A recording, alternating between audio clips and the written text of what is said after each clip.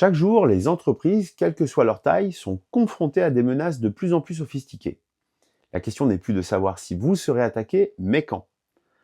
Alors comment prendre les bonnes décisions pour protéger votre organisation? Comment transformer cette contrainte en une opportunité stratégique?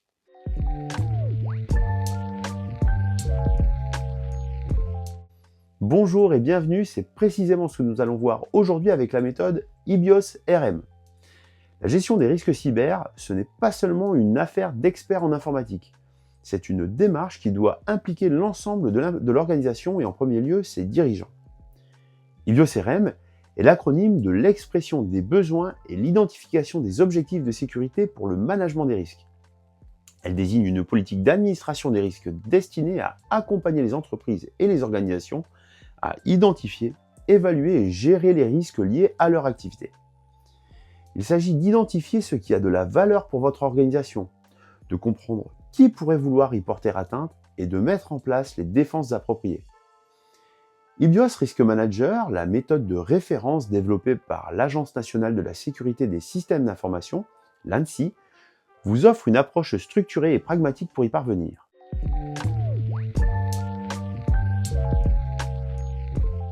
Pour illustrer concrètement cette démarche, suivons ensemble l'exemple de Biovaccin, une entreprise française de biotechnologie spécialisée dans la recherche et le développement de vaccins innovants.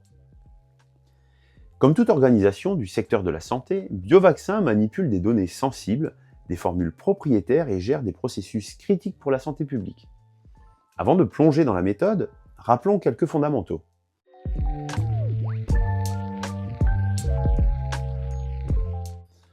En cybersécurité, on cherche à garantir 3 grands principes. La disponibilité, qui est d'assurer que vos services et vos données sont accessibles lorsque vous en avez besoin. Pour Biovaccin, cela signifie que les chercheurs doivent pouvoir accéder aux résultats de leur essai clinique à tout moment. L'intégrité, qui est de garantir que vos informations ne sont pas modifiées de manière non autorisée. Imaginez les conséquences si la formule d'un vaccin a été altérée dans la base de données de production. La confidentialité visant à protéger vos données sensibles contre toute divulgation non souhaitée. Les résultats de recherche de Biovaccin représentent des années d'investissement et un avantage concurrentiel majeur qui ne doit être divulgué à personne. Et on pourrait également parler de la traçabilité qui détermine la capacité de savoir qui a fait quoi et quand sur votre système d'information. Dans un secteur hautement régulé comme la pharmacie, cette traçabilité est même une obligation légale. IBIOS Risk Manager vous aide à décliner ces grands principes en mesures de sécurité concrètes et adaptées à votre contexte.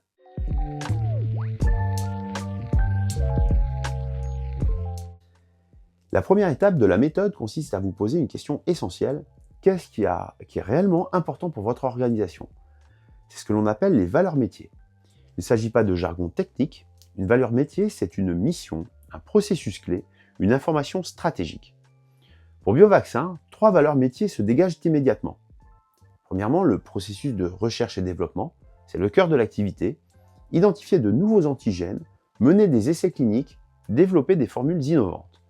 Sans ce processus, Biovaccin n'existe plus. Deuxièmement, le processus de fabrication des vaccins. Une fois le vaccin développé, il faut le produire à grande échelle, le remplissage des seringues, le conditionnement, l'étiquetage. C'est une chaîne de production hautement automatisée et contrôlée. Troisièmement, les informations de traçabilité et de contrôle qualité. Ces données permettent d'assurer la libération des lots, de garantir la conformité réglementaire et de réagir rapidement en cas de problème. Identifier ces valeurs métiers est crucial, car c'est ce que nous allons chercher à protéger en priorité.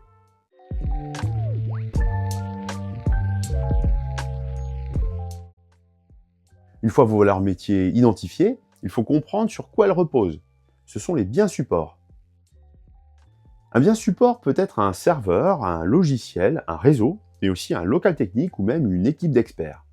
Ce sont tous les éléments techniques, humains ou physiques qui contribuent au bon fonctionnement de vos valeurs métiers. Sans eux, votre activité s'arrête. Pour Biovaccin, prenons l'exemple du processus de recherche et développement. Quels sont ces biens supports?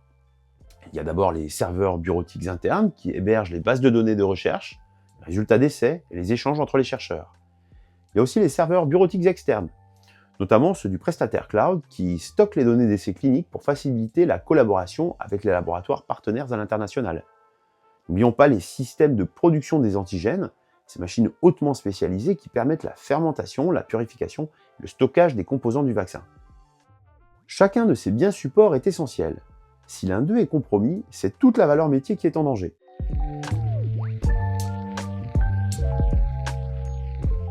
Maintenant que nous savons ce qui est important et sur quoi cela repose, imaginons le pire. C'est la notion d'événement redouté. Un événement redouté, c'est ce qui vous empêche de dormir la nuit. Chaque événement redouté est directement lié à une de vos valeurs métiers. Pour BioVaccin, plusieurs événements redoutés peuvent être identifiés. Concernant le processus de R&D, ce serait la divulgation des formules de vaccins à un concurrent. Cela représenterait la perte de plusieurs années de recherche et de millions d'euros d'investissement. Concernant le processus de fabrication, ce serait l'indisponibilité prolongée des systèmes de production. Imagine une attaque par rançongiciel qui bloquerait toute la chaîne de production pendant plusieurs jours, voire plusieurs semaines. Les conséquences seraient catastrophiques, tant sur le plan financier que sur le plan de la santé publique. Concernant les informations de traçabilité, ce serait la modification frauduleuse des données de contrôle qualité. Un attaquant pourrait altérer les résultats pour faire passer des lots non conformes, mettant en danger la vie de milliers de patients.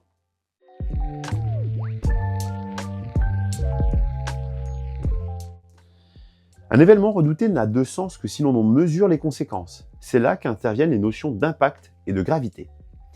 Un impact peut être financier, juridique, réputationnel ou bien organisationnel et même opérationnel. La gravité est l'estimation de l'intensité de cet impact. Est-il négligeable, majeur ou critique pour la survie de votre entreprise? Reprenons nos exemples pour BioVaccin. La divulgation des formules de vaccins aurait un impact critique. Sur le plan financier, serait la perte de l'avantage concurrentiel. Sur le plan juridique, des poursuites pourraient être engagées par les actionnaires. Sur le plan de l'image, la confiance des investisseurs et des partenaires serait gravement entamée. L'indisponibilité prolongée des systèmes de production aurait également un impact critique. Chaque jour d'arrêt représente des millions d'euros de pertes, sans compter les pénalités contractuelles envers les clients et les autorités sanitaires. La modification frauduleuse des données de contrôle qualité aurait un impact maximal. Au-delà de l'aspect financier, c'est la vie de patients qui serait en jeu.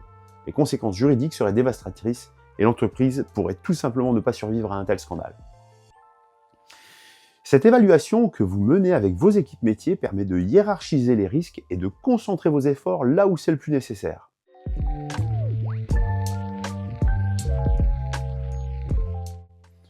Pour qu'un risque se matérialise, il faut un acteur malveillant. C'est la source de risque. Il peut s'agir d'un criminel attiré par l'appât du gain, d'un concurrent déloyal, d'un activiste qui veut faire passer un message ou même parfois un employé mécontent. Et BioCRM vous aide à dresser le portrait de ces sources de risque, à comprendre leurs motivations et leurs capacités. Pour BioVaccin, plusieurs sources de risque peuvent être identifiées. Il y a d'abord les groupes de cybercriminels organisés qui pourraient lancer une attaque par rançongiciel pour extorquer de l'argent. Leur motivation est purement financière et leurs capacités techniques sont élevées. Il y a ensuite les concurrents déloyaux, notamment les laboratoires Il y a également les concurrents déloyaux, notamment les laboratoires pharmaceutiques dans des pays où l'espionnage industriel est toléré. Leur objectif est de voler les formules de vaccins pour gagner des années de recherche. Il y a aussi les États-nations qui pourraient chercher à saboter la production de vaccins dans un contexte de tensions géopolitiques ou de guerre économique. Et enfin, il ne faut pas négliger les menaces internes, un chercheur mécontent qui pourrait voler des données ou un employé négligent qui pourrait involontairement ouvrir la porte à une attaque.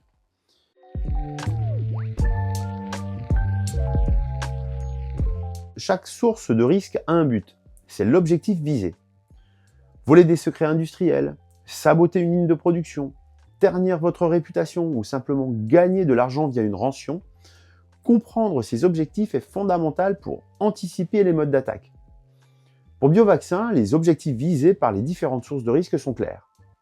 Les cybercriminels visent à extorquer de l'argent en bloquant les systèmes de production ou en menaçant de divulguer des données sensibles. Les concurrents déloyaux visent à voler la propriété intellectuelle, les formules de vaccins, les résultats d'essais cliniques, les processus de fabrication. Les États-nations pourraient viser à saboter la production pour affaiblir l'approvisionnement en vaccins d'un pays rival ou à espionner pour développer leurs propres capacités.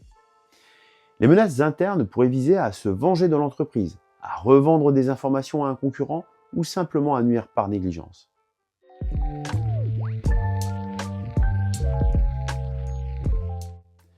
Une fois que l'on connaît l'attaquant et son but, on peut imaginer comment il va s'y prendre.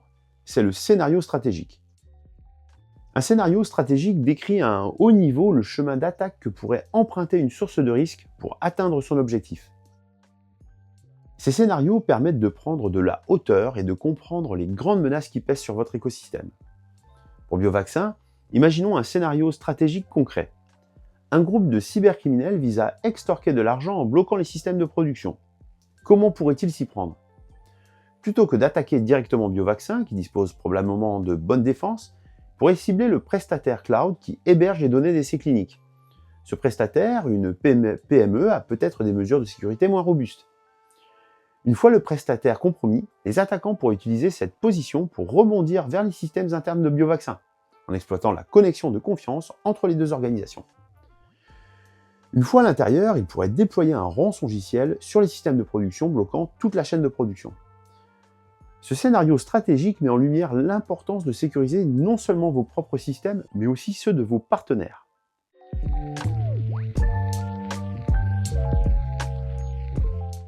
En effet, votre entreprise n'est pas une forteresse isolée. Elle interagit avec de nombreux acteurs, des clients, des fournisseurs, des partenaires, des filiales. Ce sont les parties prenantes. Certaines de ces parties prenantes peuvent être des maillons faibles dans votre chaîne de sécurité. Un prestataire qui n'a pas un bon niveau de sécurité peut devenir une porte d'entrée pour un attaquant. IbioCRM vous aide à cartographier cet écosystème et à identifier les parties prenantes critiques. Pour Biovaccin, l'écosystème est vaste. Il y a le prestataire cloud qui héberge les données d'essais cliniques. Il y a un accès privilégié au système de Biovaccin. Il y a le laboratoire partenaire à l'international avec qui Biovaccin collabore pour les essais cliniques, échange régulièrement des données sensibles. Il y a les fournisseurs de matières premières qui livrent les composants nécessaires à la fabrication des vaccins. Certains de ces fournisseurs ont accès au système de gestion de la chaîne logistique. Il y a aussi les autorités sanitaires avec qui Biovaccin échange des informations de traçabilité et de contrôle qualité. Chacune de ces parties prenantes représente un risque potentiel. IbioCRM vous aide à évaluer leur niveau de dangerosité et à identifier les parties prenantes critiques qui nécessitent une attention particulière.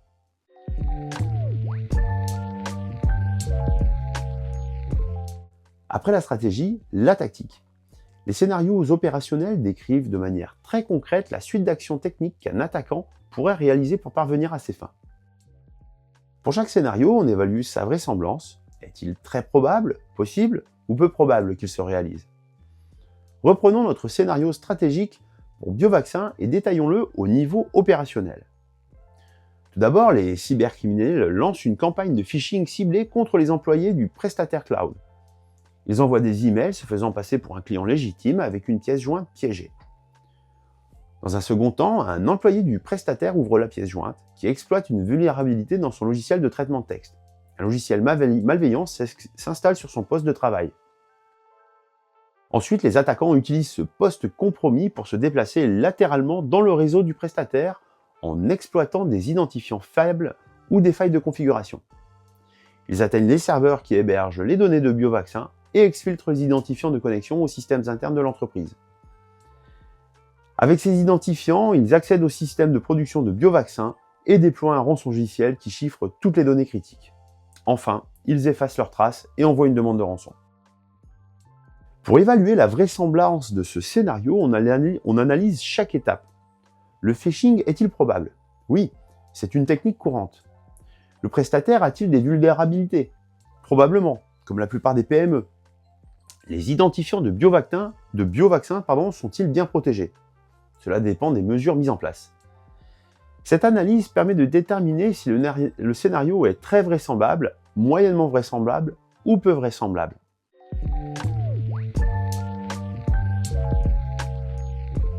Nous avons maintenant toutes les cartes en main. Pour chaque scénario, nous avons une gravité et une vraisemblance. La combinaison des deux nous donne le niveau de risque. Face à chaque risque, plusieurs stratégies sont possibles. Le refuser en mettant en place des mesures de sécurité pour le réduire, le transférer à un assureur ou l'accepter en connaissance de cause. Ibios Risk Manager vous guide pour définir un plan de traitement du risque, c'est-à-dire un ensemble de mesures concrètes, priorisées et budgétées. Pour Biovaccin, face au scénario que nous avons détaillé, plusieurs mesures peuvent être envisagées. Exiger du prestataire cloud qu'il mette en place une authentification multifacteur pour tous ses employés. Mettre en place une segmentation réseau stricte entre les systèmes de production et les systèmes bureautiques de biovaccins. Même si un attaquant accède à un réseau, il ne pourra pas facilement atteindre les systèmes critiques. Déployer une solution de détection et réponse aux menaces, un EDR, sur tous les postes de travail et serveurs pour détecter rapidement toute activité suspecte. Réaliser des sauvegardes régulières et isolées des données critiques pour pouvoir restaurer rapidement en cas d'attaque par rançongiciel. Inclure des clauses de sécurité dans les contrats avec les prestataires et réaliser des audits de sécurité réguliers. Ces mesures sont ensuite priorisées en fonction de leur efficacité, de leur coût et de leur faisabilité.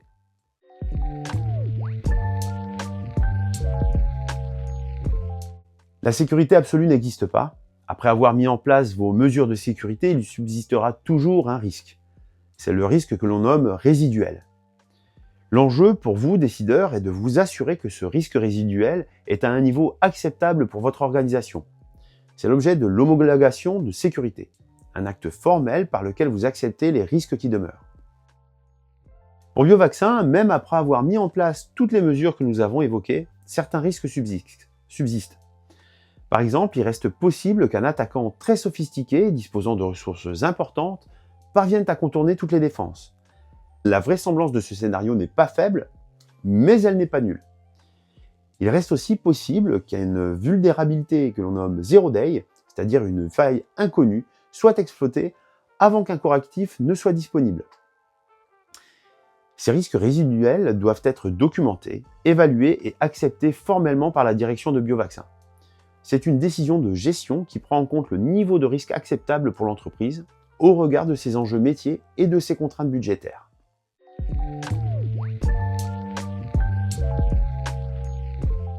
À ce stade, vous vous demandez peut-être quelle est la différence entre EBIOS Risk Manager et les normes ISO 27000, notamment la norme ISO 27005 sur la gestion des risques. C'est une excellente question car ces deux approches sont complémentaires. Pensez à ISO 27005 comme au code de la route. Cette norme internationale définit les principes généraux de la gestion des risques liés à la sécurité de l'information. Elle vous dit ce qu'il faut faire sans vous prescrire exactement comment le faire. Elle est flexible, adaptable à tout contexte organisationnel et s'intègre parfaitement dans un système de management de la sécurité de l'information, le SMSI. EBIOS Risk Manager, quant à lui, est votre GPS avec itinéraire détaillé. Il vous fournit un mode opératoire concret avec 5 ateliers structurés et des livrables précis, des grilles d'évaluation prêtes à l'emploi. Là où ISO 27005 pose le cadre, EBIOS Risk Manager vous prend par la main. Autre différence majeure, l'approche du risque. ISO 27005 adopte une approche patrimoniale. On part des actifs informationnels, serveurs, données, applications. On identifie leurs vulnérabilités techniques, et on évalue les menaces génériques qui pèsent sur eux. EBIOS RM, lui, adopte une approche par scénario d'attaque. On part des enjeux métiers, on identifie des profils d'attaquants précis avec leur motivation et leurs capacités, puis on construit des scénarios stratégiques et opérationnels réalistes. On se demande comment un attaquant motivé nous ciblerait-il. Cette approche est particulièrement puissante face aux cybermenaces, car elle vous permet de penser comme un adversaire. Pour BioVaccin, cette différence est cruciale. Avec ISO 27005, on aurait identifié que les serveurs de production ont des vulnérabilités. Avec EBIOS Risk Manager, on a compris que le vrai risque vient du prestataire cloud, et on a construit un scénario d'attaque réaliste qui passe par cet intermédiaire. Alors, quelle méthode choisir ? Privilégiez ISO 27005 si vous mettez en place un système de management global de la sécurité de l'information, notamment dans une optique de certification ISO 27001. C'est également le bon choix si vous êtes une organisation internationale ayant besoin d'une norme reconnue mondialement ou si vous devez couvrir tout type de risque, pas seulement cyber. Privilégiez EBIOS Risk Manager si vous devez réaliser une analyse de risque cyber spécifique et approfondie. C'est particulièrement pertinent si vous êtes soumis à des réglementations françaises ou européennes comme NIS2, si vous opérez dans un secteur sensible comme la santé, l'énergie ou la défense, ou si vous devez évaluer la sécurité de votre chaîne d'approvisionnement numérique. Pour BioVaccin, qui opère dans le secteur de la santé et qui est soumise à des réglementations strictes, EBIOS Risk Manager est particulièrement adapté. Elle permet de répondre aux exigences réglementaires tout en fournissant une analyse approfondie des risques cyber. IBIOS Risk Manager est aussi un excellent outil pour créer un langage commun entre la direction et les équipes techniques.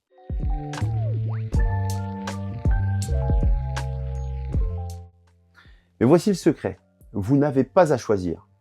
La stratégie recommandée pour les décideurs avisés, c'est de combiner les deux approches. Au niveau stratégique, utilisez ISO 27001 et 27005 pour structurer votre système de management de la sécurité. Et au niveau opérationnel, vous utilisez IBIOS Risk Manager comme méthode d'implémentation concrète de vos analyses de risque. C'est cette complémentarité qui vous donnera à la fois la reconnaissance internationale et l'efficacité opérationnelle. Pour Biovaccin, cela signifie obtenir la certification ISO 27001 pour rassurer ses clients et partenaires internationaux, tout en utilisant IBIOS Risk Manager pour mener des analyses de risque approfondies sur ces projets critiques.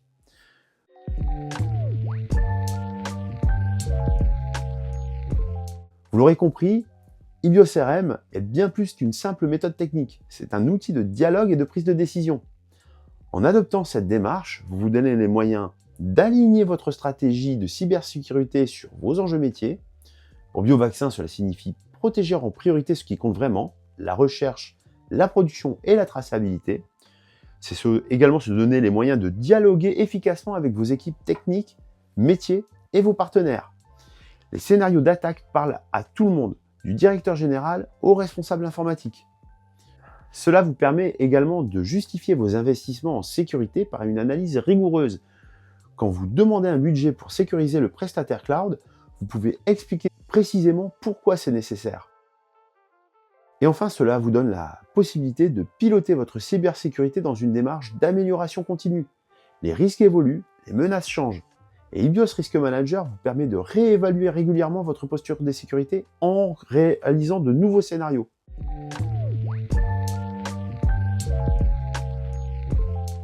Merci de m'avoir suivi dans cette exploration de la méthode IBIOS Risk Manager. Si vous souhaitez être accompagné dans la mise en œuvre de cette méthode dans votre organisation, faites appel à Captain Solus. En tant que DSI à temps partagé, nous vous guidons pas à pas pour relever les défis du numérique. Si cette vidéo vous a intéressé, mettez un pouce en l'air. Pour d'autres contenus sur la stratégie numérique, abonnez-vous. Vous pouvez partager en commentaire vos questionnements ou votre expérience sur la méthode IBIOS RM. En attendant, je vous dis à bientôt pour de nouvelles explorations dans l'univers passionnant des systèmes d'information.